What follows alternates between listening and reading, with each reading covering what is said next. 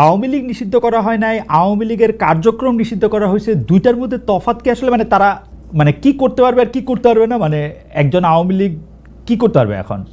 মানে আমার একটা আন্ডারস্ট্যান্ডিং হচ্ছে আওয়ামী লীগ নিষিদ্ধ, তা আপনি বলতেছেন না দুইটার মধ্যে একটু তফাৎ আছে, তফাৎটা কি আসলে? দেখেন, নিষিদ্ধ তো আমাদেরও করা হয়েছিল, তাই না? এবং একবার না, আমাদের এই সংগঠনের জন্মের পরে দফায় দফায় আমাদেরকে নিষিদ্ধ করা হয়েছে।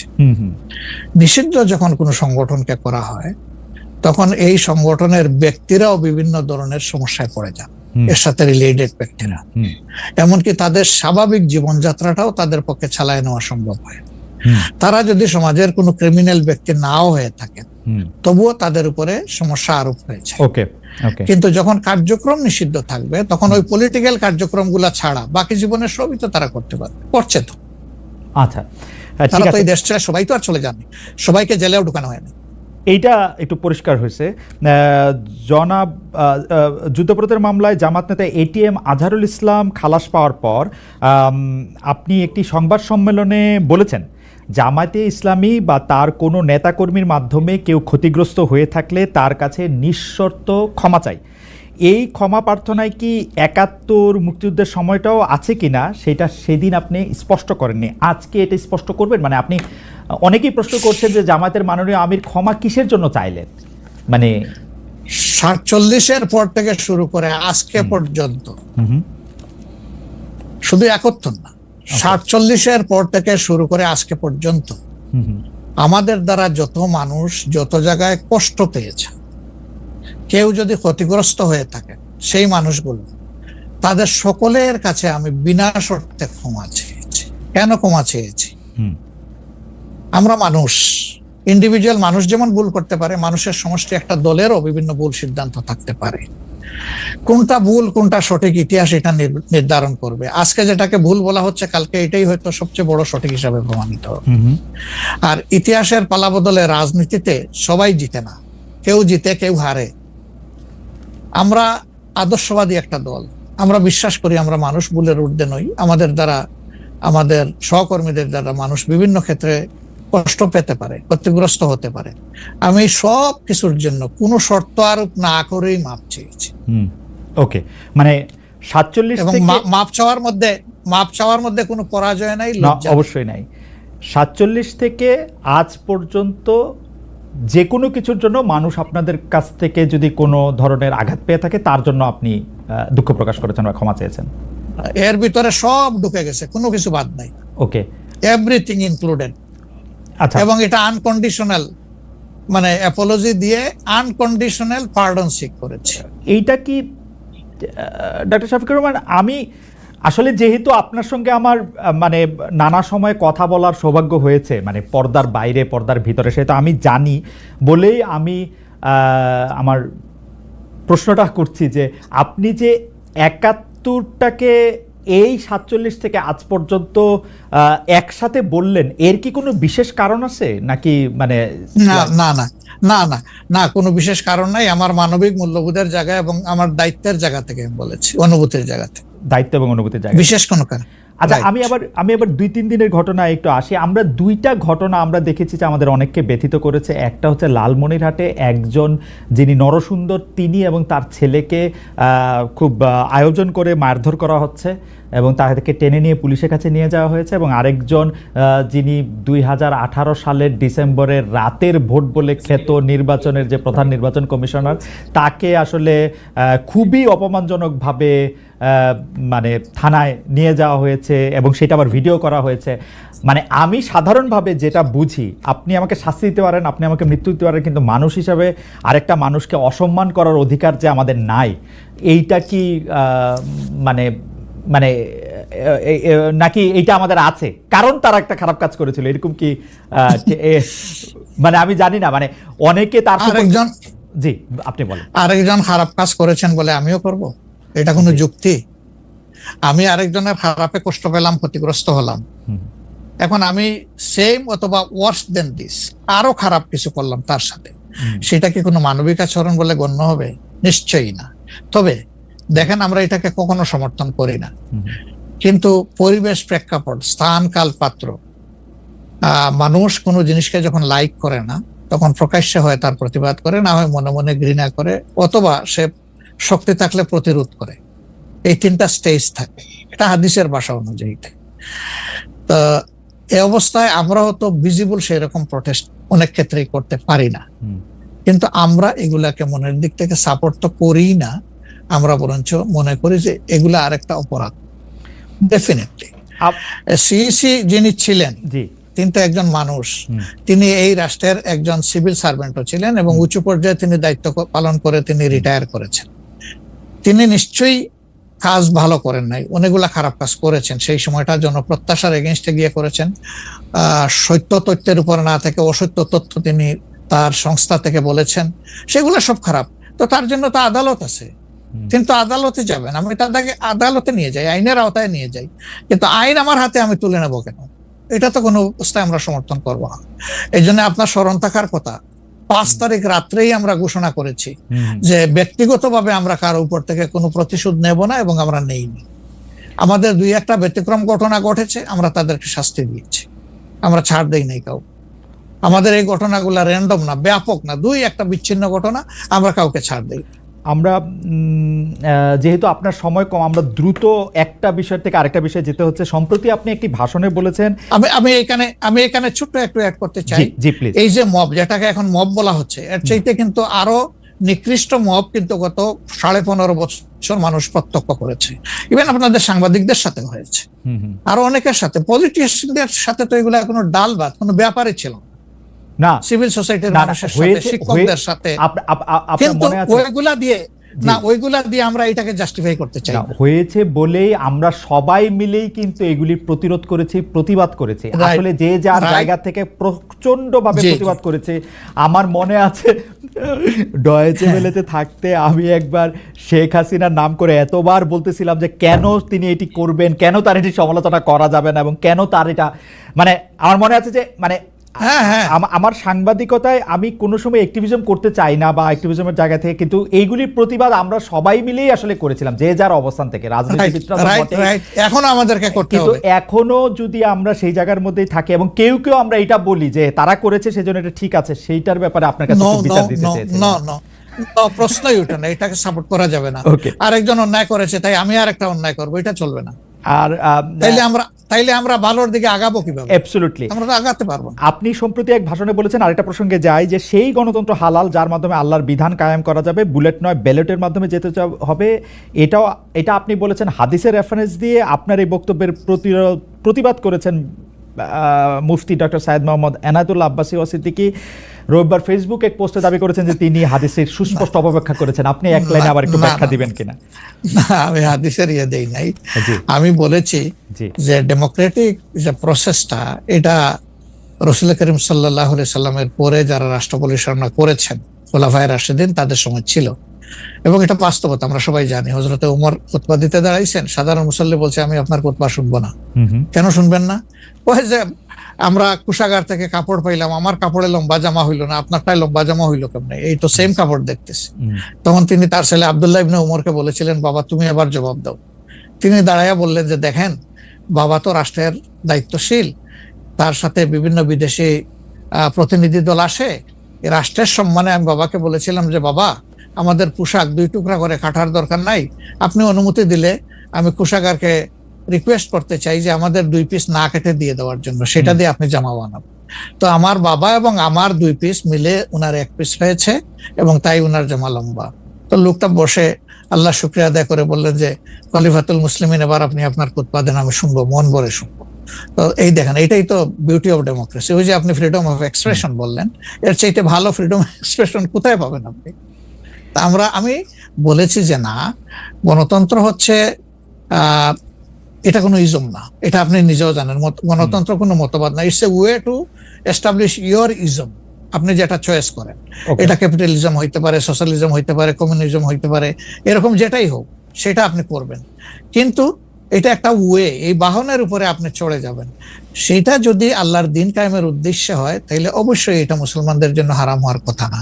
এখন আমার কথার সাথে তো ডিফার করতেই পারেন, উনি একজন লার্নেড মানুষ, আমি তাকে রেসপেক্ট করি, এবং কারো ডিফারেন্সটাকেও আমি রেসপেক্ট করি, কারণ এটা না হলে তো আপনার ফ্রিডম অফ এক্সপ্রেশন থাকবে না। এবং মাল্টিকালচারাল সোসাইটিও বিল্ড আপ করা সম্ভব হবে না। আচ্ছা, অ্যাবসলিউটলি ফাইন। আচ্ছা, আপনি শুক্রবার একটা দলীয় কর্মসূচিতে বলছেন যে দিন কায়েমের চেষ্টা বা প্রচেষ্টা ঐচ্ছিক নয়, মুমিনের উপর ফরজ। আরবার আপনাদের দীর্ঘদিনের একটা স্লোগান হচ্ছে এরকম, আল্লাহর আইন চাই। এখন একটি নতুন প্রচারণা, মানে অনেক দলকেই ক্ষমতায় দেখাচ্ছে, মানে জামাত ইসলামের একটা নতুন প্রচারণা এরকম যে অনেক দলকেই ক্ষমতায় দেখা হয়েছে, জামাতকে একটিবার সুযোগ দেওয়া হোক, আপনারা যদি নির্বাচনে জিতে ক্ষমতায় যেতে পারেন তাহলে কি বর্তমান ব্যবস্থা পাল্টে কোরআন সুন্নাহ ভিত্তিক শাসন বা শরিয়া আইন, শরিয়া ব্যবস্থা চালু করবেন? আসলে দেখেন, কোরআন সুন্নাহ ভিত্তিক মানে অনুশাসন যেটা, এটার ব্যাপারে সমাজের পারসেপশনের ভিন্নতা আছে। আমাদের বাংলাদেশের যে সংবিধান আছে, এই সংবিধানের অনেকগুলা আর্টিকেল, অনেকগুলা ধারা উপধারা কোরআনের সেন্সের সাথে পুরোপুরি মিলে যায়, এটার সাথে কোনো ডিফারেন্স নাই। আবার কিছু কিছু ধারা আছে সেখানে কনফ্লিক্ট, কন্ট্রাডিকশন আছে। ওরকম পরিবেশ পরিস্থিতি যখন আসবে, জনগণের প্রত্যাশার আলোকে এটা মানে সবার সাথে ইন্টারেক্টিভ হয়ে সবাইকে সাথে নিয়েই ইনশাআল্লাহ ভালো জিনিসগুলোকে আমরা ইনপুট দেবো আল্লাহ চাই। তবে এটাও মনে রাখার বিষয় যে কোরআনী শাসন হঠাৎ করে আল্লাহ তাআলা এস্টাবলিশের হুকুম দেন নাই। It was a gradual process. Say for example মাদক কিন্তু দুনিয়ার কেউ কিন্তু এটাকে অ্যাপ্রুভাল দেয় না, বাট এটার প্র্যাকটিস সব জায়গায় আছে, এটা বাস্তবতা। তো সেই মদ যখন হারাম ঘোষণা করা হয়, নিষিদ্ধ করা হয়, তখন কিন্তু 3 পর্যায়ে গিয়ে চূড়ান্তভাবে এটা নিষিদ্ধ করা হয়েছিল। তো এটা গ্রাজুয়াল একটা প্রসেস। আপনি একটা ক্রাইম থেকে, দীর্ঘদিনের প্র্যাকটিস থেকে মানুষকে সরাবেন, আল্লাহ তাআলার সেই বিধানকে অনুসরণ করেই আমরা আগাবো ইনশাআল্লাহ। 5 আগস্টের পর থেকে বিএনপির পক্ষ থেকে যেহেতু জাতীয় নির্বাচনের দাবি জানানো হয়েছিল, এটা নিয়ে অনেক তাদেরকে রঙ্গব্যঙ্গ করা হয়েছে। জামায়াতে ইসলামী মাঝামাঝি থেকে ফেব্রুয়ারি ইলেকশনের কথাও বলেছে, রোজার পরেও ইলেকশনের কথা বলেছে, রোজার আগেও ইলেকশনের কথা বলেছে, কিন্তু আমরা দেখতে পাচ্ছি জামায়াতে ইসলামী 300 আসনে প্রার্থী ঘোষণা করে ফেলেছে। আপনারা যদি পরে কোনো রাজনৈতিক জোট করেন বা পরে যদি কোনো ধরনের রাজনৈতিক সমঝোতার মাধ্যমে জাতীয় সরকারের একটা আবহ তৈরি হয়, তাহলে কি হবে? আপনারা এখনই জোট ঘোষণা করে ফেলেছেন, সেটা কেমন হলো? আলহামদুলিল্লাহ, এটা আমাদের সাথে যাদের ইন্টারেকশন আছে তারা সবাই জানেন। আমরা বলেছি যে এটা আমাদের অফিসিয়াল ঘোষণা না, এটা হলো প্রাথমিক সিলেকশন, এবং সমস্ত আমাদের নমিনি যারা হবেন তাদেরকে সেম মেসেজ দেওয়া হয়েছে যে জাতীয় বৃহত্তর স্বার্থে যে কোনো সময় যে কোনো পরিবর্তন যে কোনো আসনে আসতে পারে। আমাদের সংগঠন এটার জন্য পূর্ণ প্রস্তুত। প্রয়োজনে আমার থেকেই পরীক্ষা শুরু হবে, কোনো অসুবিধা নেই। আপনার কাছে ছোট একটি পরীক্ষা, সেটি আপনার পরীক্ষা না, আপনার কাছে একটি ছোট পরীক্ষা। আপনি কুষ্টিয়া 3 সদর আসনে জামাত ইসলামের এমপি প্রার্থী হিসেবে ঘোষণা করা হয়েছে জনপ্রিয় ইসলামী বক্তা জনাব আমির হামজাকে, কিন্তু এদিকে আবার জামাতি ইসলামীর শুরা সদস্য জনাব ফরাদ হোসেন রয়েছেন, তার নামও জোরে সোরে শোনা যাচ্ছে। অনেকেই বলছেন যে তৃণমূল জামায়াত আসলে পছন্দ করে নাই হঠাৎ করে এরকম একজনকে মনোনয়ন দেওয়া। এই বিষয়টাকে আসলে আপনি কিভাবে দেখেন? শুধু জনপ্রিয়তার জন্য না, নট দ্যাট। আমরা যখন কোনো জায়গায় নমিনি সিলেকশন করি তখন 2টা জিনিস আমরা বিবেচনায় নেই। একটা হলো যে এই নমিনির ব্যাপারে স্থানীয় সংগঠনের যারা নেতাকর্মী আছেন তাদের দৃষ্টিভঙ্গি কি, 2 নম্বর হচ্ছে জনগণের দৃষ্টিভঙ্গি কি। এই 2টা বিষয়কে আমরা বিবেচনায় নিয়েই প্রার্থী সিলেকশন করি। এবং এটা যেগুলো শুনতেছেন, অনেক সময় আমাদেরকে অতি ভালোবাসেন যারা, ওই যে আপনি একবার আমাকে জিজ্ঞেস করলেন যে আপনাদের ব্যাপারে এত বিরোধিতা করে কেন, তাই আমি বলছিলাম যে তারা অত ভালোবাসে তো অনেক বেশি, এই জন্য আমাদেরকে নিয়ে কসলাইতে হবে। জনাব আমির হামজার বিরুদ্ধে যে দুটি বক্তব্য বেশি সামনে আসছে, তিনি একবার বলেছিলেন যে তার 14 গোষ্ঠী সবাই আওয়ামী লীগ করেন। 2 নম্বর হচ্ছে যে এই জুন মাসেও জনাব আমির হামজা নিজ এলাকায় মোটরসাইকেল শোডাউন করেছেন, যেই শোডাউনের রাজনীতি অ্যাপারেন্টলি আপনারা উৎসাহ দেন না, কিন্তু তাকে এটি করতে দেখা যাচ্ছে। হ্যাঁ, আমরা তার দৃষ্টি আকর্ষণ করেছি। ওকে, আমরা এই ব্যাপারে দৃষ্টি আকর্ষণ করেছি যে পাবলিক ইনকনভিনিয়েন্স হয় এমন কোনো কাজ আমরা করব না, যত দূর সম্ভব এটা আমরা অ্যাভয়েড করে চলবো। এটা আচ্ছা, আমরা আরেকটা প্রসঙ্গে আসি যে লন্ডনে ডক্টর মোহাম্মদ ইউনূস এবং জনাব তারেক রহমানের বৈঠকের পর যৌথ বিবৃতির প্রসঙ্গে জামায়াতে ইসলামী একটা শক্ত অবস্থান নিয়েছে। তারা বলেছে যে বৈঠককে তারা স্বাগত জানিয়েছেন, কিন্তু যৌথ বিবৃতিটা তারা পছন্দ করেন নাই। এই কারণে জাতীয় ঐক্যমত্য কমিশনে তাদের অংশগ্রহণও তারা একদিনের জন্য বয়কট করেছেন, মানে আপনারা বয়কট করেছেন। পরে আবার ডক্টর মোহাম্মদ ইউনূস আপনাকে ফোন করেন এবং সেই টেলিফোনের পরে আপনি ডক্টর মোহাম্মদ ইউনূস টেলিফোনে কি বলেছিলেন আপনাকে, সেটাকে আমাদের একটু বলা যাবে? না, উনি আসলে সেখানকার পরিবেশটাই তুলে ধরেছেন সামগ্রিকভাবে যে কেন উনি এটা করতে গেলেন। আমাদের কনসার্নের জায়গা ছিল যে তিনি নির্বাচনের একটা টাইম লাইন, ডেট না, একটা টাইম লাইন ঘোষণা করেছিলেন যে এটা 1st of এপ্রিল কোনো একটা সময়ে নির্বাচন অনুষ্ঠিত হবে এবং নির্বাচন কমিশন সেই ব্যাপারে তারিখ নির্ধারণ করে তারা শিডিউল দেবে। এটা কিন্তু সবগুলা দলের সাথে সিরিজ অফ টকের পরে, উনি সরাসরি আলোচনার পরে এটা করেছিলেন।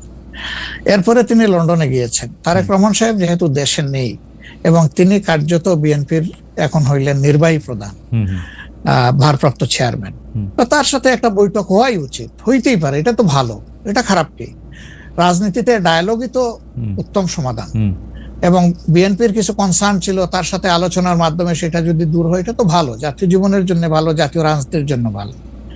কিন্তু যেটা সকল দলের সাথে আলোচনা করে তিনি একটা টাইম লাইন দিলেন, শুধুমাত্র একটা দলের সাথে আলোচনা করে সেটা থেকে এইভাবে তার প্রকাশ্যে ঘোষণা দেওয়া, যদিও তিনি ডেফিনেটলি বলেন নাই যে রমজানের আগেই হবে, তিনি বলেছেন যদি এই জিনিস ফুলফিল করা যায় তাইলে সেটা আগেও চিন্তা করা যেতে পারে, কিন্তু সেটা ভালো হতো।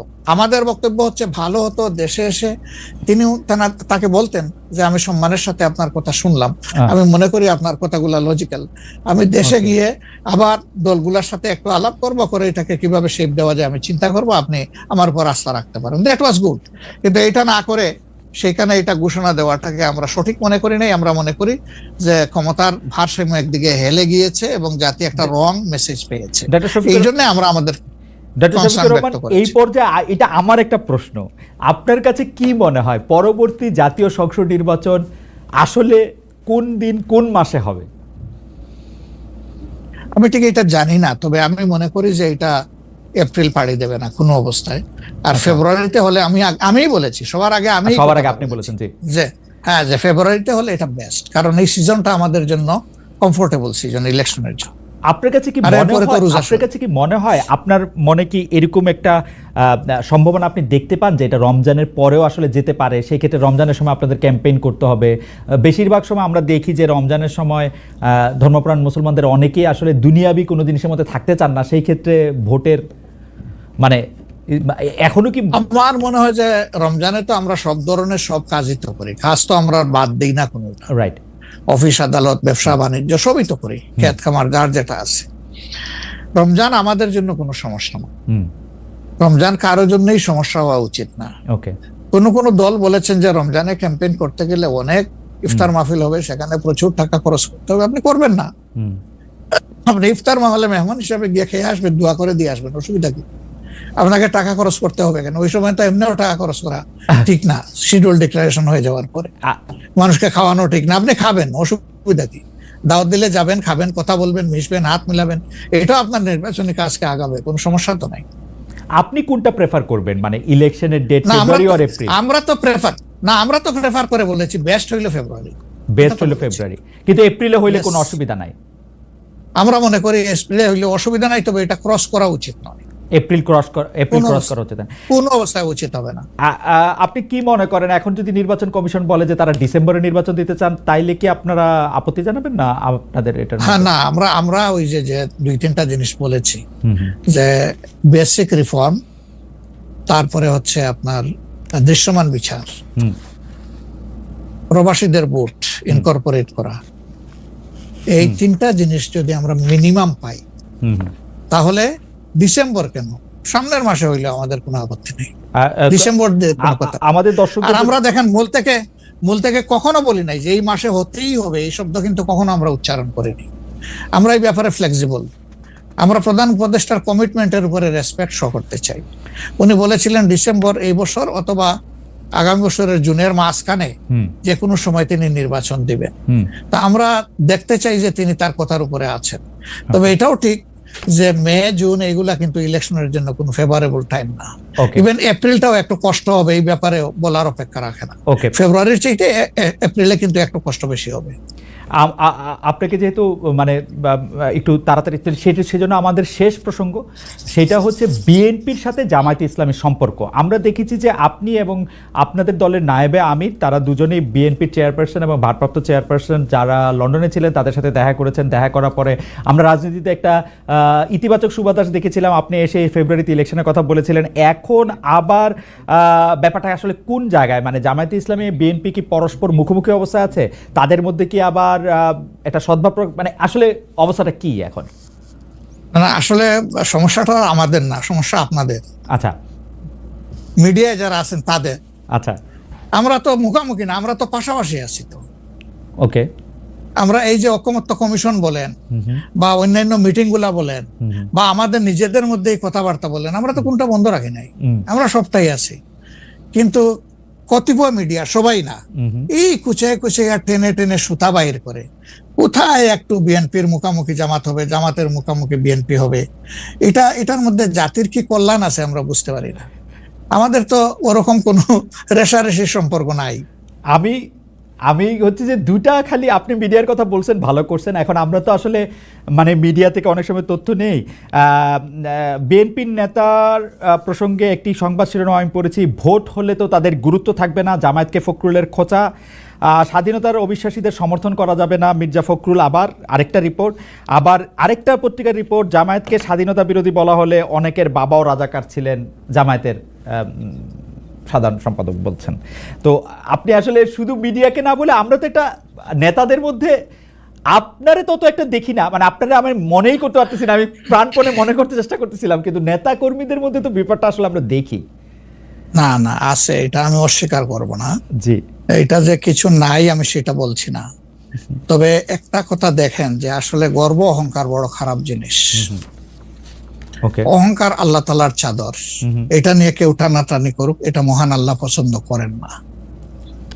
তো গর্ব অহংকার করতে করতেই একদল কোথায় গেছে চিন্তা করেন।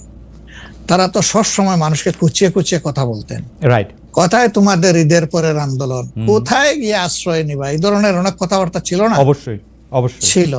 তা আমি এটা যদি আমিও বলি, এটা গ্রহণযোগ্য হওয়া উচিত নয়, এবং এটা অন্য কেউ যদি বলে সেটাও গ্রহণযোগ্য হওয়া উচিত নয়। কাউকে নিয়ে উপহাস করতে নাই। আপনাকে নিশ্চিত থাকতে হবে আপনি যাকে নিয়ে উপহাস করছেন আল্লাহ একদিন তার কাছেই আপনাকে নিয়ে দাঁড় করাবেন।